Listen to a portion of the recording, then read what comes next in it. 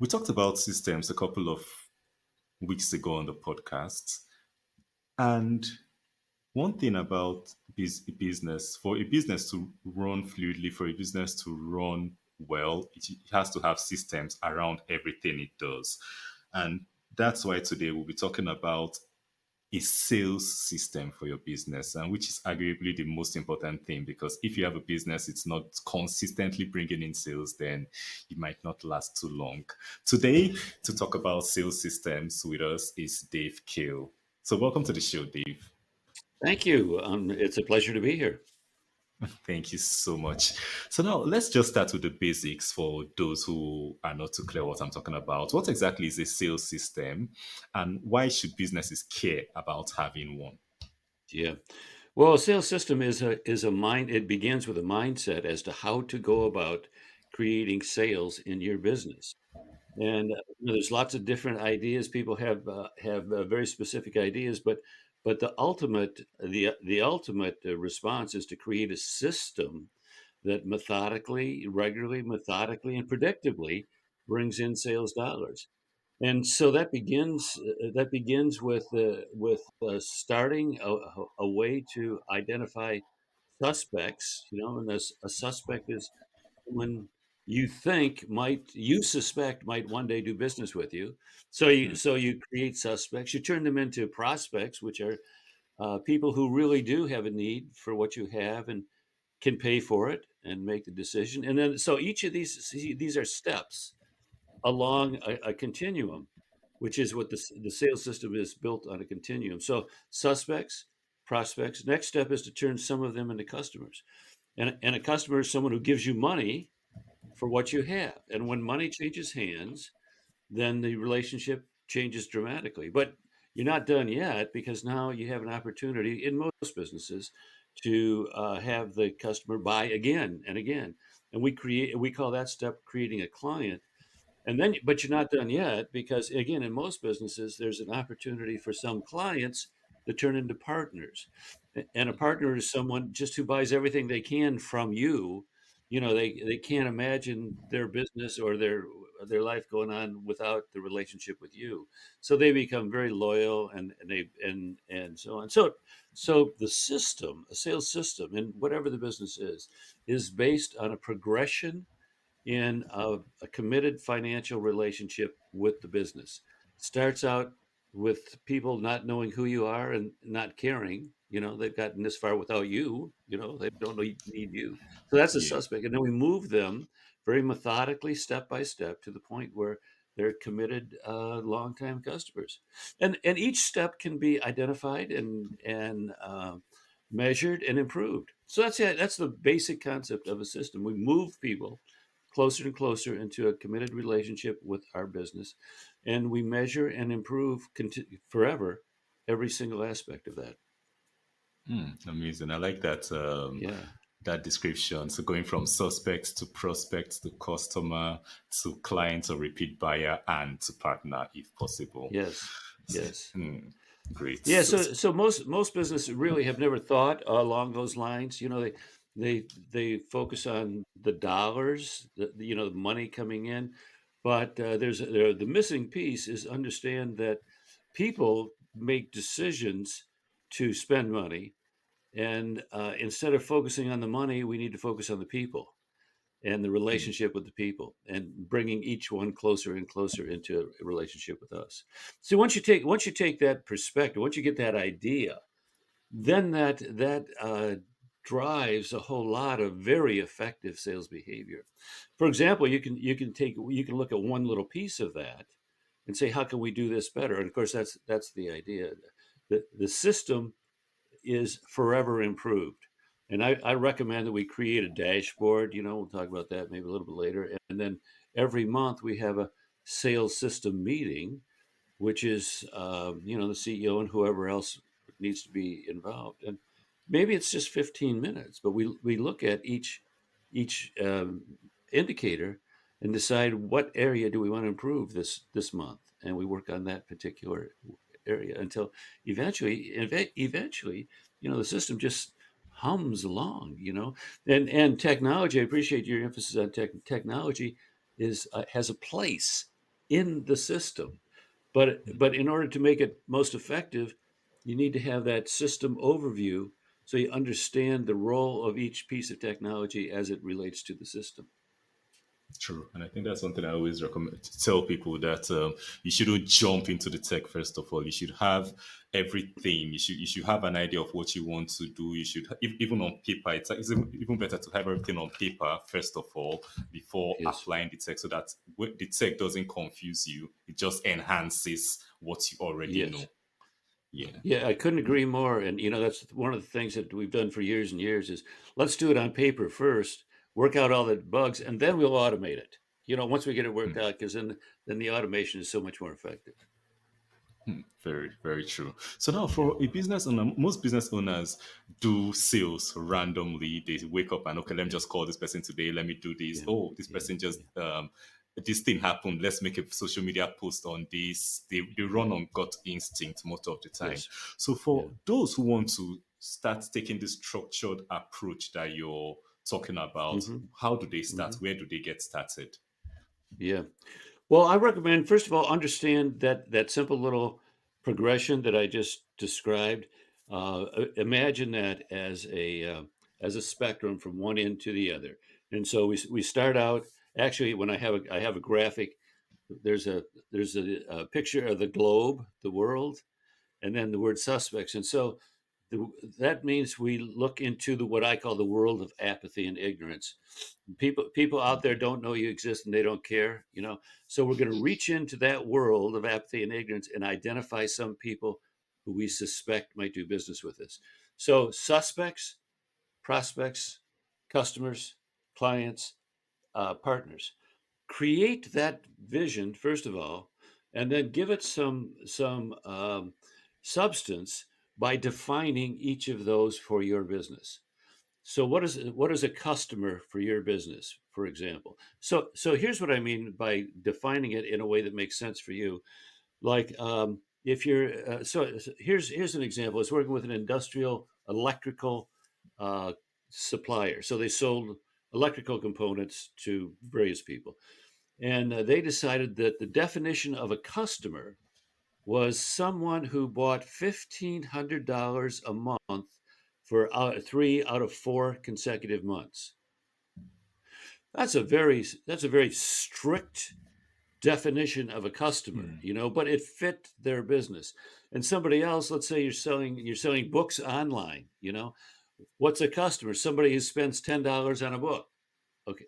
So so it depends on your business, but define each of those terms. So what is a customer? And then go either way. So what's a customer, first of all, in your business? And that definition should be something that can come off the computer. It should be an objective, measurable, verifiable measurement of some kind. The computer should be able to spit it out at the end of every month, how many customers you have.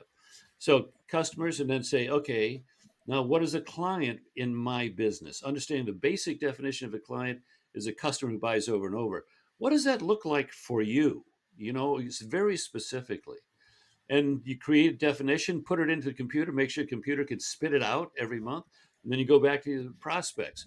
What's a prospect in your business? What's someone who is an ideal candidate? What how do you know them? What does that look like? So the first step is take that spectrum from suspect to partner and define each term in a way that can be objectively and easily measured.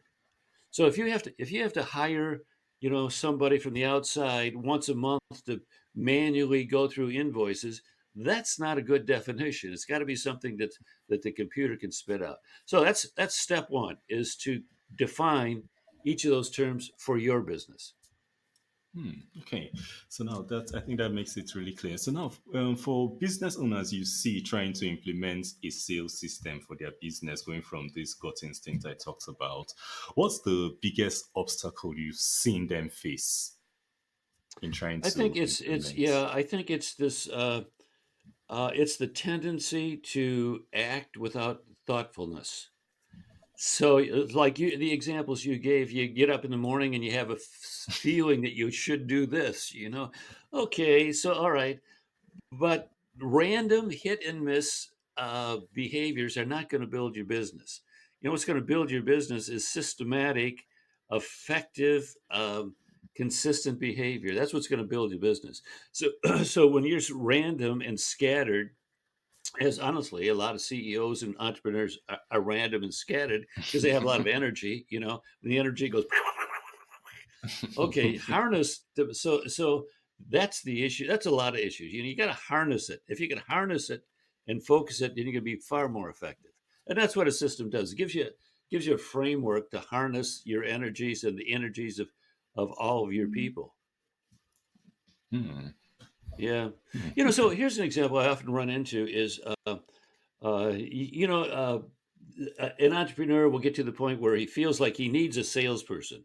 And so he hires a salesperson or one or two of them. And typically he just expects the salespeople to do good things, you know, without really a focus. However, if you create the system first, then you can say, okay, what exactly should a salesperson do?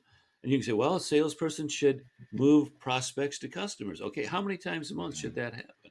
And a salesperson should do this, move a customer to a client. Okay, how many? Because we have definitions of those, we can measure them. We can measure the impact of the salesperson, and we can finally direct the salesperson. So I mean, here's a flaw.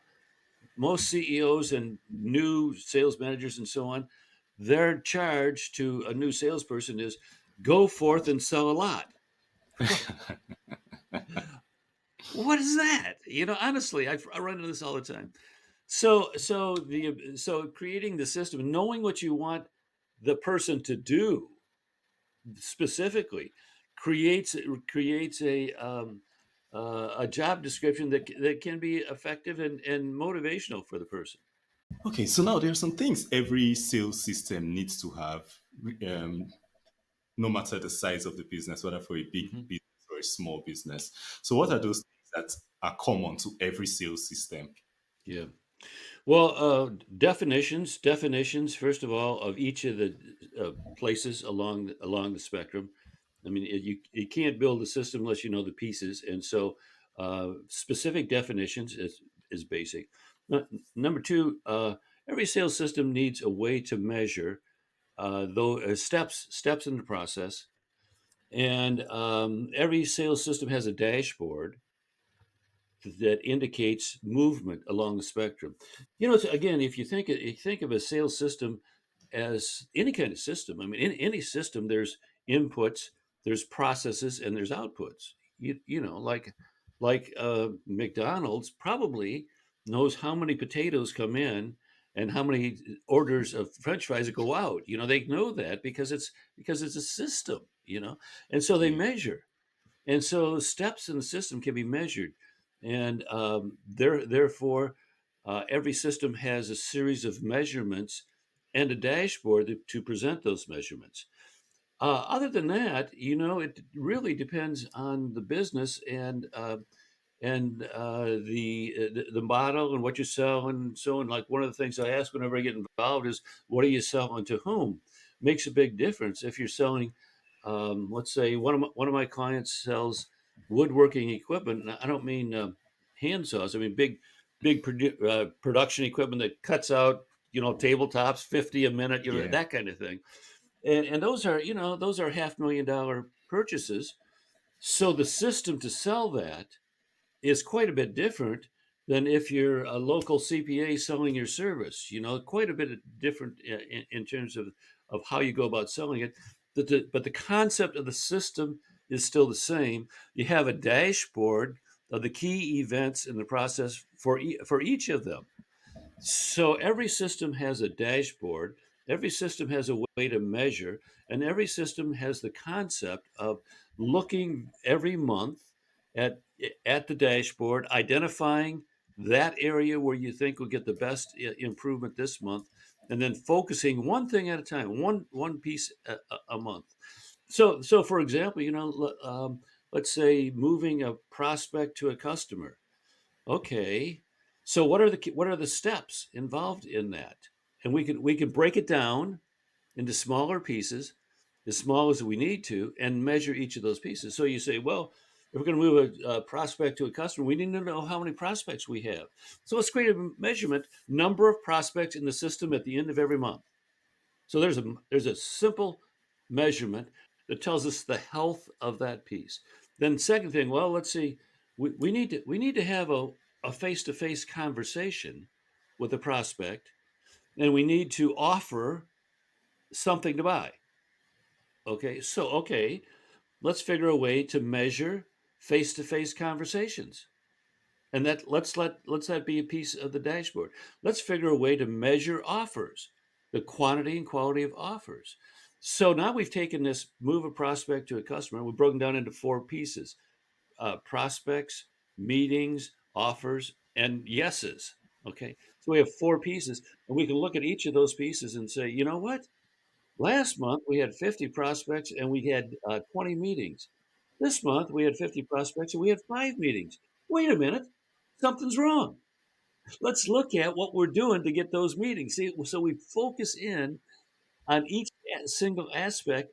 The dashboard gives us the sales concept, sales system concept. The dashboard gives us the ability to look at very specifically kinds of behavior. And again, that's where we can say, maybe it's our automation. Maybe the way we're delivering requests isn't working this month.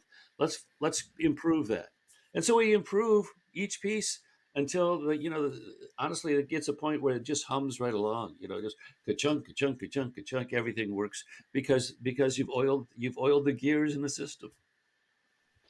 Amazing. So now, back to technology. How can technology help? I know you talked about dashboards being in use in systems. So how can technology help automate, help enhance a sales system Yeah. without losing that human touch? Yeah. Well, so again, first we as you said, first we're going to do this manually. So first we're going to set up the system the way we want it. And then we're going to look at each piece of the system and say, is there technology that can help us do this? And so the approach is we create the need and the process, and then we automate it. So then we find, instead of the other way around, oh, let's buy this guy's tool, let's buy this software without really knowing how it is going to fit into our system. I recommend you create the system and then automate different pieces of it. So we're using this example of prospects. So creating turning a prospect into a first meeting. Okay, so how are you going to do that? Well, maybe we'll create or buy a system that emails people. Maybe we have 5 emails to a prospect asking them for a meeting. Maybe we put a bot on the website that leads people to create, who come to the website, leads them step by step to create a meeting. So there's different ways of doing it, but those are ways that we can use automation to do what we decided we wanted to do. We want to take prospects and get a first meeting with them. Let's automate that. And again, there's tools out there now that we know what we want. Then we're far more effective in using the automation tools that are out there. Okay, so I think one thing you talked about in the definition of a system is that it has metrics. It has where you can measure, you can Mm. view analytics and all that. So for businesses that have built a sales system or are thinking of building a sales system, what are some simple metrics that they should focus on or track to know that that sales system is working? Yeah, yeah. Well, so to keep it simple, I'd like to say let's get no more than 10 or 12 measurements each month. So we're going to identify the 10 or 12 most important processes and situations to measure. So first of all, we're not going to have 50. We're going to have a easy, and so that leads us to make sure we're using the most important. So what are some of the most important?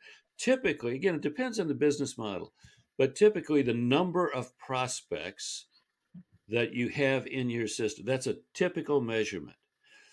Um, Typically, there is a step moving a prospect to a customer. There's several steps in that process. Again, depends on your business, but you might take one or two of those steps and identify and measure those. So first meetings with prospects, that's a typical measurement. Offers made. So if you're going to turn a prospect into a customer, you have to offer something for them to buy. So number of offers made is often measured. The quantity, so we made 10 offers last month, or we made 100 offers or whatever. And the dollar volume is often, so we made $10,000 worth of offers, we made $1,000 worth of offers. So, so those are typically, again, depends if you're business to business, those are typical measurements. Or another one is, again, once you create a definition of a customer, the number of customers created in the course of the month absolutely is a key measurement. And then let's move customers to clients. So you have a definition of a client. Maybe the one piece that you want to measure is offers made to customers. So if you got a customer, you want them to buy more, you have to offer them something. So how many of those offers are made to customers each month in the hopes of turning them into clients? Same thing with clients. Now, how many clients did you create this month? You ought to know that, because that's the function of your sales system, is to move people closer and closer into a committed relationship with your business. And then the next thing, it gets a little more difficult when it comes to partners, because typically partners are varied. They don't all meet the same set of criteria. The Yeah. one thing they do is buy everything they can from you. So is there a way to measure that? And that gets a little dicey. But if you can measure the number of prospects available, in existence in your business today at the end of every month, how many partners did you have at the end of every month? That's another key measurement. A little more difficult to measure that, but that's another key measurement. So right now we've just identified maybe 8 or 9 measurements, and Yeah. those are very typical. Again, it depends on your business, but those are very typical measurements. Okay. So now for one issue people commonly have, even with technology, is buying from the staff. Because for a business that already has people already used to doing things in a particular way, it's usually difficult getting them to adopt a new way to do things. So now for a business who is trying to start using a sales system from that scattered process, how Hmm. do they get the team to buy in to actually use that sales system and Yeah, adopt it? yeah. So again, it depends on the size of your business, but typically, I recommend that you let people you educate your employees and everyone involved in the systems concept. You show them that diagram: suspects, partners, customers, and so on, and then you show them how you're going to measure that. And at this point, you ask for their input. And depending on how big your business is, you can ask for input for the overall system, or just a piece of it. How can we do this piece better? Next month we're going to look at this piece. Let's get some ideas together, and help me understand how we can do this piece better. So when you bring them into the process and ask for their input, I mean, people respond very positively to that, because you're showing an interest and a respect for that particular human being. So again, I mentioned a monthly sales system meeting. So you can focus on different pieces and have people involved with that piece as a part of that month's meeting.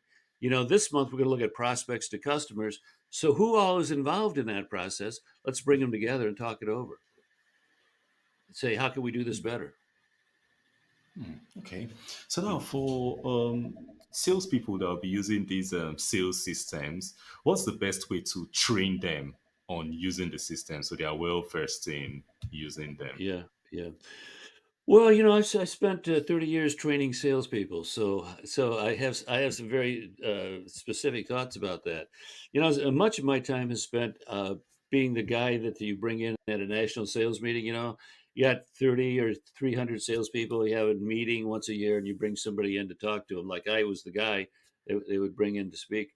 And so my most common thing was a half day program or a full day program for salespeople.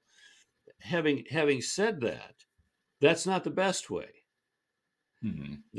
The best way, and again, we've got a program that does it exactly this way. The best way is to focus on one aspect, one piece of what you want them to do, show them why it's important, show them how to do it better, ask them to practice it, and then hold them accountable for doing it and talk it over. And then once you feel like we've got this piece down, then the next piece. Mm. So, so what I have done, for years is a half day or full day program for salespeople. We now do over 16 months. Wow. Instead of trying to put it all in one day, we build one piece a month, and we get amazing results. So the response to how do you train not just a salesperson but anybody is one piece, one behavior at a time. Have them understand why it's important, how to do it better, have them practice it so they become comfortable with it.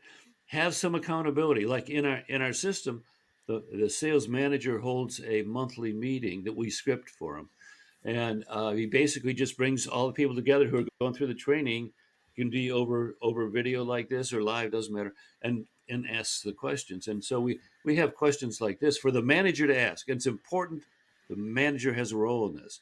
You ask, like, John, this month you were supposed to do this. Tell us all what happened when you did it. So John's on the spot. He's in front of his colleagues, in front of his boss, asking him, "Tell us what happened when you did the assignment." Yeah. Well, it takes about 2 months that everybody's doing the assignment. They thought they were going to slide by and not do this. No, no, no, no, no. They're going to be held accountable, which is what we want to do. So that's that honestly, and again, we get amazing results. I mean, just here's one company, and I don't mean to be a self promotion, but it really is news. So one company had about 100 salespeople and went through the system. Now, one of the measurements in that system was penetration of key accounts. So it's selling business to business. They're selling to other businesses, and they have a measurement of how they penetrate each individual account, and then they break it into key accounts. How do they penetrate key accounts? So the vice president of sales wrote me and said our penetration of key accounts is up. Listen to this: 73%. Wow. 73%. Yeah. So again, that's a very specific measurement. It's a result of training people how to do that, showing them, explaining how, gives them some tools, and then asking them to do it, and then holding them accountable for doing it. And that's how we change behavior. Training is not about telling. Training is about helping people change behavior. They have to do something differently if the training is going to be effective. And so that's that. That is the end result, hopefully, of every training session. It's not to make the trainer feel good; it's to change the behavior in the people in the room or who are Mm. going to be affected. And so, changing behavior is what it's all about. I like to say that's my definition of learning for an adult on the job. Learning equals change behavior. So I have, Yeah. like, again, I spoke thousands of times, and I'd have people come up after a seminar and say, "Oh, this is great. I've learned a lot." And I wouldn't say this because it would be rude, but I would think it. And that is, you don't know that you've learned anything. Come back to me in 2 months and show me what you're doing differently, and then we'll agree that you learned something. So it's about Yeah. change behavior, all about change behavior. Yeah. Not just gathering unnecessary information from everywhere.